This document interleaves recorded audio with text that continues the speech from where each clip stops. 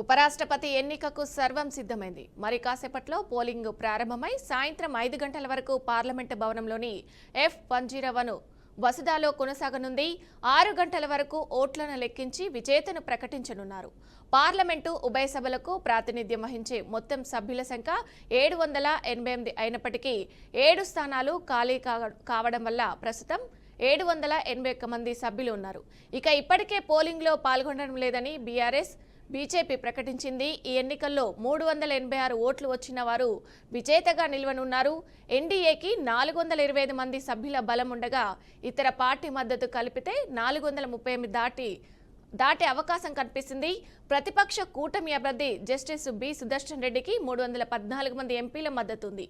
ఈ సంఖ్య పెద్దగా మారే అవకాశం అయితే లేదు.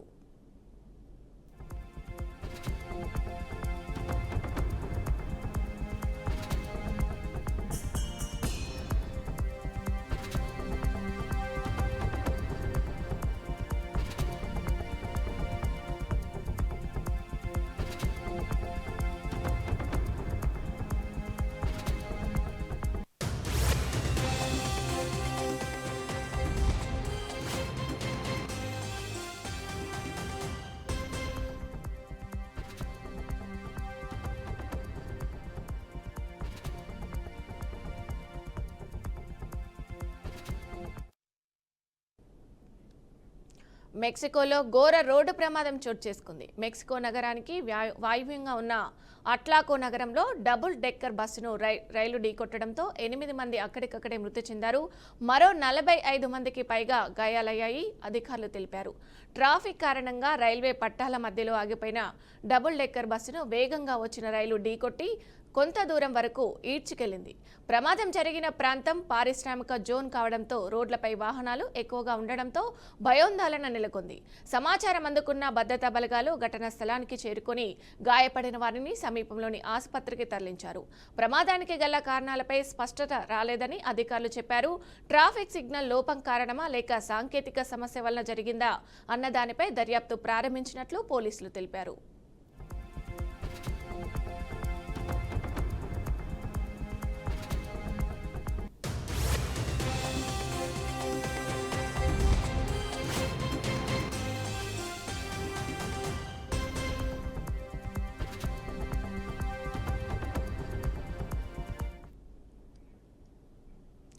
రాష్ట్రంలో ఎరువుల బ్లాక్ మార్కెటింగ్, కృత్రిమ కొరత, అధిక ధరలతో రైతన్నలను దగా చేయడాన్ని నిరసిస్తూ అన్నదాత పోరు పేరుతో కూటమి సర్కారుపై వైసీపీ రణబేరి మోగించింది.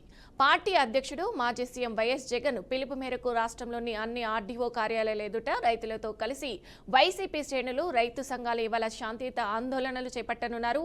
ఎరువుల బ్లాక్ మార్కెటింగ్ పై కఠిన చర్యలు తీసుకోవాలని, సరిపడా అందించాలని డిమాండ్ చేస్తూ రైతులతో కలిసి వైసీపీ నేతలు ఆర్డీఓలకు డిమాండ్ పత్రాలను అందించనున్నారు. పంటలకు గిట్టుబాటు ధర కల్పించాలని, ఉచిత పంటల బీమాను పునరుద్ధరించాలని, వర్షాల వల్ల దెబ్బతిన్న ప్రాంతాలలో తక్షణమే రైతులకు సబ్సిడీ అందించాలని డిమాండ్ చేయనున్నట్లు సమాచారం.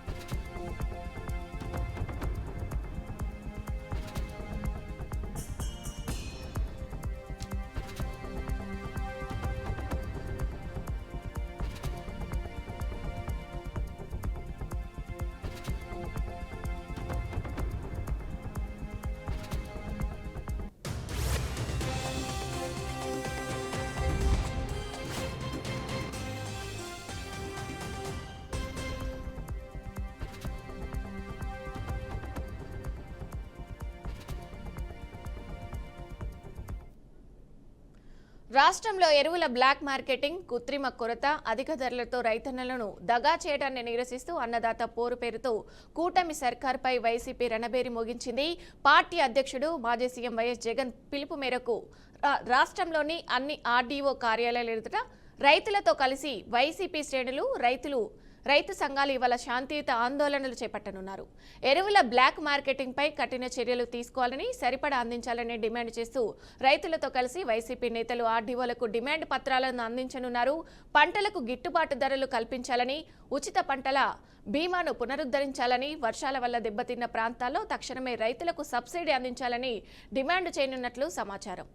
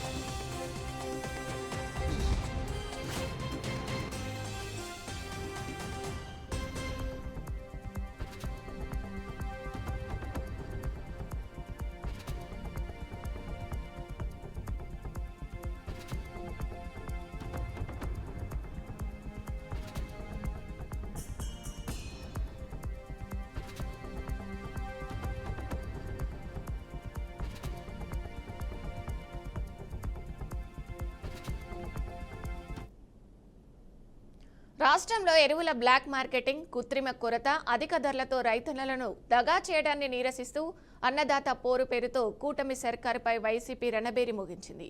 పార్టీ అధ్యక్షుడు మాజీ సీఎం వైఎస్ జగన్ పిలుపు మేరకు రాష్ట్రంలోని అన్ని ఆర్డీఓ కార్యాలయాల ఎదుట రైతులతో కలిసి వైసీపీ శ్రేణులు, రైతు సంఘాలు ఇవాళ శాంతియుత ఆందోళన చేపట్టనున్నారు. ఎరువుల బ్లాక్ మార్కెటింగ్ పై కఠిన చర్యలు తీసుకోవాలని, సరిపడా అందించాలని డిమాండ్ చేస్తూ రైతులతో కలిసి వైసీపీ నేతలు ఆర్డీఓలకు డిమాండ్ పత్రాలను అందించనున్నారు. పంటలకు గిట్టుబాటు ధర కల్పించాలని, ఉచిత పంటల బీమాను పునరుద్ధరించాలని, వర్షాల వల్ల దెబ్బతిన్న ప్రాంతాల్లో తక్షణమే రైతులకు సబ్సిడీ అందించాలని డిమాండ్ చేయనున్నట్లు సమాచారం.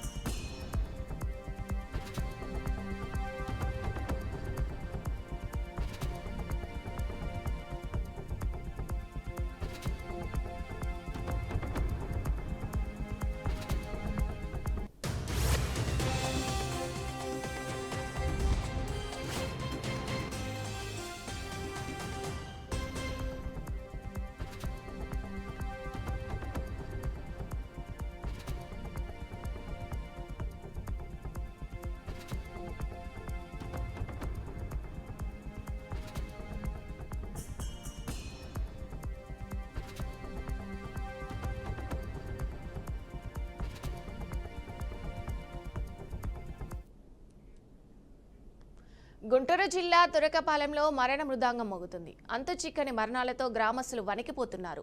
4 నెలల వ్యవధిలో 40 మంది గ్రామస్తులు ప్రాణాలు కోల్పోవడం స్థానికులను భయాందోళనకు గురిచేసింది. జ్వరము, దగ్గు, ఆయాసంతో ఆసుపత్రిలో చేరిన వారు తిరిగి ఇంటికి రావడం లేదు. చికిత్స పొందుతూ మృత్యు ఒడిలోకి చేరుతున్నారు. ఓ ఇంట్లో అంత్యక్రియలు పూర్తయ్యేలోపే మరొకరు చనిపోతున్నారు. దీంతో స్థానికులు తీవ్ర ఆందోళన చెందుతున్నారు.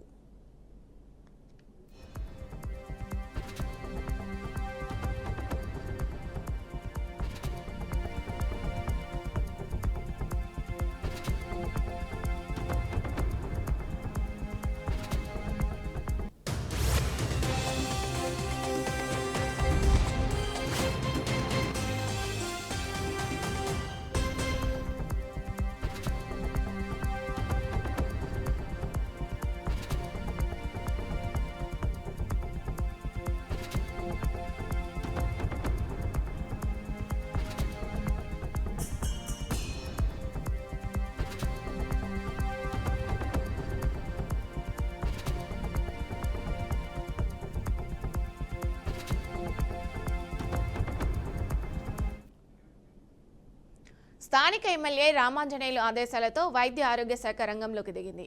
తురకపాలెంలో సంభవిస్తున్న మరణాలపై వైద్య బృందం ఇంటింటికి సర్వే నిర్వహిస్తుంది. ఎస్సీ కాలనీలో పారిశుద్ధ్య లోపం, భారీ కాలుష్యం, కలుషిత భూగర్భ జలాల అనారోగ్యానికి దారితీస్తున్నాయని వైద్య బృందం గుర్తించింది. మృతుల కుటుంబాలకు వైద్య పరీక్షలు నిర్వహించారు. వారికి సంబంధించిన రక్త పరీక్ష నమూనాలను సేకరించారు. మెలియార్డోయిస్ బ్యాక్టీరియా కారణంగా మరణాలు సంభవించినట్లు వైద్యులు భావిస్తున్నారు.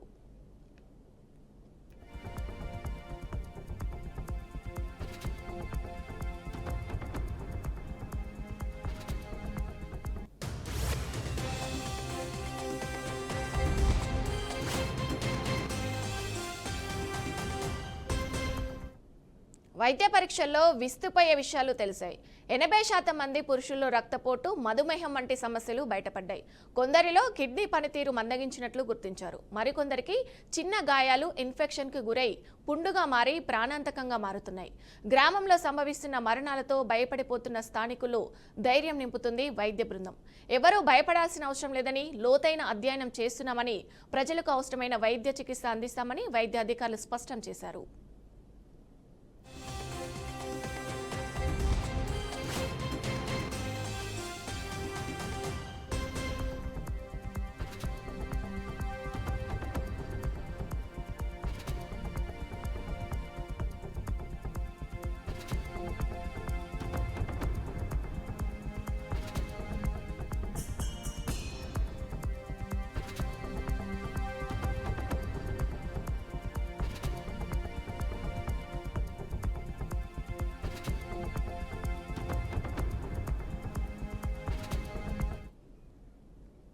గుంటూరు జిల్లా తురకపాలెంలో మరణ మృదంగం మోగుతుంది. అంతు చిక్కని మరణాలతో గ్రామస్తులు వణికిపోతున్నారు. 4 నెలల వ్యవధిలో 40 మంది గ్రామస్తులు ప్రాణాలు కోల్పోవడం స్థానికులను భయాందోళనకు గురిచేస్తుంది. జ్వరము, దగ్గు, ఆయాసంతో ఆసుపత్రిలో చేరిన వారు తిరిగి ఇంటికి రావడం లేదు. చికిత్స పొందుతూ మృత్యు ఒడిలోకి చేరుతున్నారు. ఓ ఇంట్లో అంత్యక్రియలు పూర్తయ్యేలోపై మరొకరు చనిపోతున్నారు. దీంతో స్థానికులు తీవ్ర ఆందోళన చెందుతున్నారు.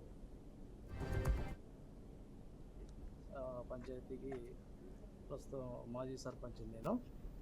అయితే గ్రామంలో గత 2 నెలలు 3 నెలల నుంచి అనుకోకుండా అంటే సడన్గా జరిగేటువంటి మరణాలు ఎక్కువగా ఉన్నాయి. గ్రామం మొత్తం మీద చూసుకుంటే ఈ గ్రామం మొత్తం మీద కూడా ఎస్సీ కాలనీ, ఇక్కడ ఉన్నటువంటి తురకపాలెం ఉన్న ఎస్సీ కాలనీలోనే ఎక్కువ మరణాలు అనేటువంటివి సంభవిస్తూ ఉన్నాయి.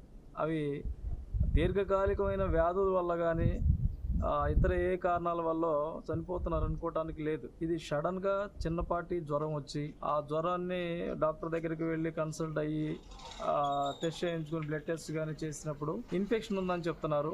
ఇన్ఫెక్షన్ అనేటువంటిది సహజంగా మనుషుల్లో వస్తూ ఉంటుంది. అయితే ఈ ఇన్ఫెక్షన్ ఎంత ఉంటుంది టెస్ట్ చేసుకొని చూసుకున్నా కూడా దానికి మెడిసిన్ వాడినప్పుడు వెంటనే తగ్గి రోగం నుంచి బయటపడే అవకాశాలు ఉంటాయి. కానీ ప్రస్తుతం ఉన్నటువంటి గ్రామంలో జరుగుతున్న పరిస్థితులు చిన్నపాటి జ్వరానికి, చిన్నపాటి ఇన్ఫెక్షన్కి కూడా మరణం అనేటువంటిది సంభవిస్తూ ఉన్నాయి. ఇది ఎక్కువగా ఎస్సీ కాలనీలోనే జరుగుతూ ఉంది. దీని గురించి వైద్య ఆరోగ్య శాఖ వారు కానీ, ఇక్కడ ఉన్నటువంటి ఆర్డబ్ల్యూఎస్ డిపార్ట్మెంట్ వాళ్ళు కానీ, నీటి వలన కానీ, ఇక్కడ వాతావరణం వల్ల కానీ ఏదన్నా ఈ లోపం ఉండి ఇట్లాంటివి జరుగుతున్నాయి అనేది లోతుగా ఇన్వెస్టిగేషన్ చేయాల్సినటువంటి అవసరం ఉంది. అది గవర్నమెంట్ వారు వీలైనంత త్వరగా ఈ విషయాన్ని దృష్టిలో ఉంచుకొని పరిష్కరిస్తే ఈ మరణాలు అనేటువంటివి ఆగుతాయి. ఈ ఊర్లో జనాలు ఈ సడన్గా ఒకదాని తర్వాత ఒకరు యవనస్తులు కానీ దాదాపుగా 40-50 ఇయర్స్ లోపు 45 సంవత్సరాల లోపు ఉండిన వారే ఎక్కువగా మరణాలు సంభవిస్తున్నాయి. సో ఇవి ఎందుకు సంభవిస్తున్నాయి అనేది గవర్నమెంట్ కూడా లోతుగా ఇన్వెస్టిగేషన్ చేసి దీనికి ఒక పరిష్కార మార్గం చూపాలని చెప్పేసి గవర్నమెంట్ వారిని కోరుతా ఉన్నాం. తురకపాలెం పంచాయతీ స్థానిక ఎమ్మెల్యే రామాంజనేయులు ఆదేశాలతో వైద్య ఆరోగ్య శాఖ రంగంలోకి దిగింది. తురకపాలెంలో సంభవిస్తున్న మరణాలపై వైద్య బృందం ఇంటింటికి సర్వే నిర్వహిస్తుంది. ఎస్సీ కాలనీలో పారిశుద్ధ్య లోపం, భారీ కాలుష్యం, కలుషిత భూగర్భ జలాలు అనారోగ్యానికి దారితీస్తున్నాయని వైద్య బృందం గుర్తించింది. మృతుల కుటుంబాలకు వైద్య పరీక్షలు నిర్వహించారు. వారికి సంబంధించిన రక్త పరీక్ష నమూనాలను సేకరించారు. దీనికి సంబంధించి పూర్తి సమాచారం మా ప్రతినిధి వాసుబాబు అందిస్తారు. వాసుబాబు, చెప్పండి.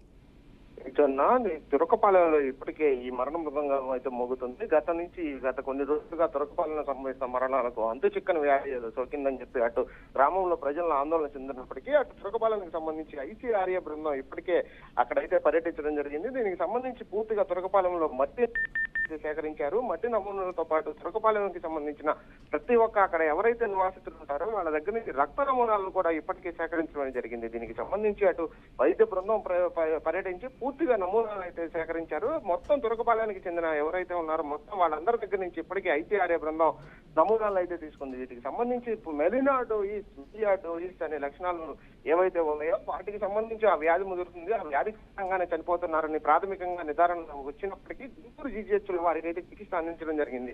ఈ క్రమంలోనే దీనికి సంబంధించి భారత వ్యవసాయ పరిశోధన సంస్థ ఐసీఆర్ఎస్ ఏదైతే ఉందో ఇప్పటికే ఈ తురకపాలెం మొత్తం పర్యటించి అటు మట్టి నమూనాలకు సంబంధించి నీటి సరఫరా ఏవైతే ఉన్నాయో ఆ నీటి సరఫరాకి సంబంధించి కూడా విశ్లేషణ అయితే చేశారు. దీంతో పాటు ఈ బృందం మొత్తం గ్రామస్తులతో సమావేశం వారికి ఎదురైన సంఘటనలు కానీ ఏవైతే ఉన్నాయో ఇప్పటికే గత మూఢనమ్మకాలతో ఆ తురకపాలెం మొత్తం మూఢనమ్మకాల మీద కూడా మూఢనమ్మకాల వల్ల కూడా మరణాలు సంభవిస్తున్నాయని చెప్పి తురకపాలెం గ్రామస్తులు అయితే చెప్తున్నారు. దానికి సంబంధించి కూడా మొత్తం వాళ్ళతో సమావేశం జరిగి ఏ రకంగా జరుగుతుంది, అది మెలినోయిస్ అనే ద్వారా వ్యాప్తి చెందడం వల్లనే మరణాలు జరుగుతున్నాయా లేదు మరి ఇతర కారణాలు ఉన్నాయా అని చెప్పి వాటి మీద కూడా ప్రస్తుతానికైతే గ్రామస్తులు వివరాలు అయితే తెలుసుకుంటున్నారు. దీనికి సంబంధించి సిబ్బంది గ్రామస్తుల ఆరోగ్య పరిస్థితిని కూడా తనిఖీ చేస్తున్నారు.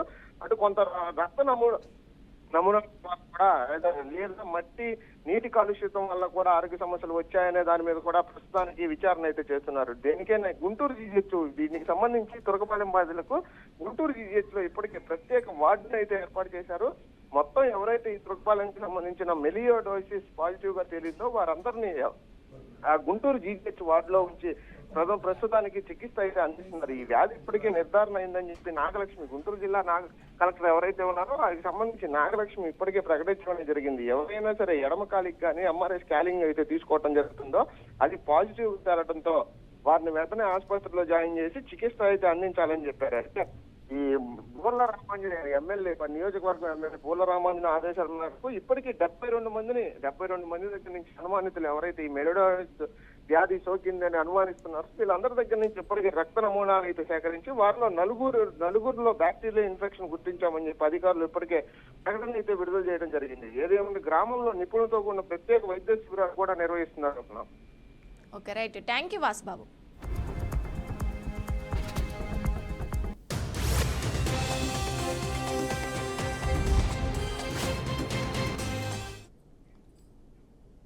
మద్యం మడుపుల ద్వారా కొల్లగొట్టిన వేల కోట్ల రూపాయల్లో కొంత మొత్తాన్ని ఆఫ్రికా ఖండంలోని జాంబియాకు తరలించినట్టు సిట్టు గుర్తించింది. ఆ దేశంలో మెటల్, మైనింగ్, ఆహార శుద్ధితో సహా మరికొన్ని రంగాల్లో దాదాపు 400 కోట్ల రూపాయల పెట్టుబడులు పెట్టినట్టు దర్యాప్తులో తేలిందన్నారు అధికారులు.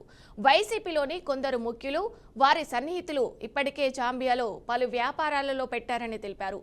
మద్యం కుంభకోణం కేసులో కీలక కుట్రధారుడైన ఓ నాయకుడు కుటుంబానికి చెందిన సంస్థ కూడా వైసీపీ హయాంలో మైనింగ్ రంగంలో భారీగా పెట్టుబడులు పెట్టిందన్నారు. ఆ సంస్థ ఖాతాలోకి మద్యం ముడుపుల సొమ్ము చేరినట్లు ఇప్పటికే వెలుగు చూసింది.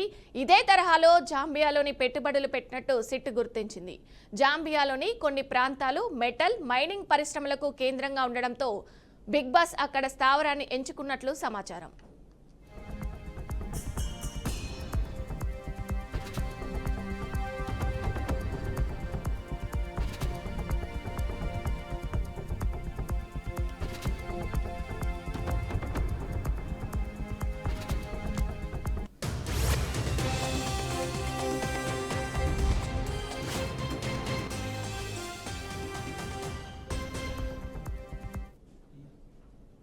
ఒక్కో మద్యం కేసుకు 150 నుంచి 600 కోట్ల వరకు ముడుపులు వసూలు చేసింది వైసీపీ.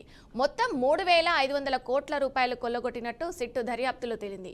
ఈ సొమ్మంతా ఎక్కడికి తరలించారు, ఎక్కడ పెట్టుబడులు పెట్టారు, ఎలా తరలించారు అనే కోణంలో సిట్టు లోతైన దర్యాప్తు చేపట్టింది. ఇక ఇదే విషయానికి సంబంధించి పూర్తి సమాచారం మా ఏపీ బ్యూరో చీఫ్ నాగకిషోర్ అందిస్తారు. నాగకిషోర్, చెప్పండి. చూసుకున్నట్లయితే లిక్కర్ కేసులో రోజు రోజుకి సంచలన విషయాలు బయటకు వస్తున్నాయి. ఇప్పుడే అక్రమ మద్యాలకు సంబంధించి సిట్ పూర్తి స్థాయిలో దర్యాప్తు ప్రారంభించింది. దీనిలో భాగంగా రాజకేశ్ రెడ్డికి సంబంధించినటువంటి 11 కోట్ల ఆస్తుల్ని జప్తు చేసినటువంటి సిట్ అదేవిధంగా కొన్ని వీడియోలు కూడా బయటపడడం జరిగింది. ఎవరైతే చెవిరెడ్డి భాస్కర్ రెడ్డి ఉన్నాడో చెవిరెడ్డి భాస్కర్ రెడ్డికి సంబంధించినటువంటి ముఖ్య అనుచరుడు వెంకటేష్ కొన్ని కోట్ల నగదును లెక్క పెడుతున్నటువంటి వీడియోలను కూడా బయటకు రిలీజ్ చేశారు. ఇప్పుడు చూసుకున్నట్లయితే కొన్ని డొల్ల కంపెనీలను కూడా సిట్ గుర్తించింది. అందులో భాగంగా గత 4 రోజుల క్రితం చిత్తూరు జిల్లాలో భారీ ఎత్తున దాడులు నిర్వహించినటువంటి సిట్ అక్కడ విజయనందారెడ్డి అని చెప్పి ఎవరైతే చిత్తూరు జిల్లా వైసీపీ అధ్యక్షుడు ఉన్నాడో అతనికి సంబంధించిన ఫోరంలో సోదాలు నిర్వహిస్తూ ఉండగా దానికి సంబంధించి కొంత మేర డొల్ల కంపెనీలు గుర్తించారు. అక్కడ ఇన్ఫ్రా అని ఏదైతే ఇషా ఇన్ఫ్రా అనే పేరుతోటి చెవిరెడ్డి భాస్కర్ రెడ్డి తనయుడు అదేవిధంగా సజ్జల తనయుడు దాంతో పాటు ప్రద్యుమ్న అనే ముగ్గురు కూడా డొల్ల కంపెనీలు నిర్వహించినట్టుగా కూడా ఇప్పటికే సిట్ గుర్తించింది. ఇది కాకుండా కొన్ని డొల్ల కంపెనీలు హవాలా ద్వారా కూడా 400 కోట్ల రూపాయల విలువైనటువంటి నగదును కూడా తరలించారని చెప్పి కూడా ఇప్పటికే సిట్ గుర్తించడం జరిగింది. మైనింగ్, రాగి వెలికి తీత, ఆహార శుద్ధిలో వీటిని జాంబియాలో పెట్టుబడులు పెట్టినట్లుగా కూడా దీన్ని ఇప్పటికే సిట్ గుర్తించింది. దీంట్లో దగ్గరగా 3,500 రూపాయల మేర అవినీతి జరిగిందని చెప్పి ఈ సొమ్మంతా కూడా ఎవరైతే ఇప్పటి వరకు బిగ్ బాస్ అని చెప్తున్నారో ఇంతవరకు ఇప్పటికి 48 మంది మీద అభియోగాలు మోపి A4 మిథున్ రెడ్డితో పాటు సీఎంఓలో ప్రధానంగా పనిచేసినటువంటి ధనంజయ రెడ్డి, బాలయ్యప్ప, కృష్ణమోహన్ రెడ్డిని అరెస్ట్ చేసింది. సో బిగ్ బాస్ ఎవరనేది కూడా బయటికి రానిలేదు. కానీ కొంత ఊహాగానాలను అయితే ప్రజలు ఊహించుకుంటా ఉన్నారు. అప్పుడు వైసీపీలో ఉన్నటువంటి ప్రధాన వ్యక్తి ఎవరైతే ఉన్నారో ఆయన బిగ్ బాస్ గా చెప్పుకుంటున్నారు. ఇదంతా కూడా ఆ బిగ్ బాస్ కే వెళ్ళింది. ఈ బిగ్ బాస్ ద్వారానే వ్యాపార ప్రమేయంతో ముంబై, ఢిల్లీ, హైదరాబాదుల మీదుగా డొల్ల కంపెనీలను సృష్టించి వీటిని జాంబియాలో కూడా పెట్టినట్లుగా చెప్తా ఉన్నారు. అదేవిధంగా దుబాయ్, యూకే, అమెరికాలోను కూడా భారీ ఎత్తున బిగ్ బాస్ పెట్టుబడులు పెట్టినట్లుగా కూడా ఆరోపణలు వస్తున్నాయి. కొన్ని రియల్ ఎస్టేట్ లో బెంగళూరు, హైదరాబాద్ నగరంలోని రియల్ ఎస్టేట్ లో కూడా భారీ ఎత్తున బిగ్ బాస్ పెట్టుబడులు పెట్టారని చెప్పి కూడా సిట్ ఇప్పటికే గుర్తించడం జరిగింది. ఈ సొమ్మునంతా కూడా ఎన్నికల్లో వైసీపీ తమ అభ్యర్థులకు కూడా ఖర్చు పెట్టిందని చెప్పి ఇప్పటికే సిట్ గుర్తించింది. దీనిలో భాగంగానే నెల్లూరు జిల్లాలోని కొన్ని చోట్ల అదేవిధంగా అనంతపురం జిల్లాలో కొన్ని చోట్ల, కడప జిల్లాలో కొన్ని చోట్ల ఇప్పటికే ఈ సొమ్ముని కూడా పంపిణీ చేసినట్లు ఆ అభ్యర్థులకు అందినట్లు కూడా సిట్ ఆధారాలను గుర్తించింది. ఇప్పటికే దీని మీద కూడా ఎవరికైతే ముగ్గురికి బెయిల్ ఇచ్చారో ఈ కేసు దర్యాప్తు ముమ్మరంగా సాగుతున్న టైంలో ఆ బెయిల్ కూడా రద్దు చేయాలని చెప్పి సిట్ ఏసీబీ కోర్టుని కోరుతున్న నేపథ్యంలో ఇప్పుడు ఈ 3,500 కోట్లకు సంబంధించి ఆధారాలు బయటకు రావడంతో పెద్ద ఎత్తున దుమారం రేగిందని చెప్పుకోవచ్చు. ఇప్పటికే వైసీపీ శ్రేణిలో ఒక టెన్షన్ అయితే మొదలైందని కూడా చెప్పుకోవచ్చు. Vijaya. Okay, right, thank you Nagakishore.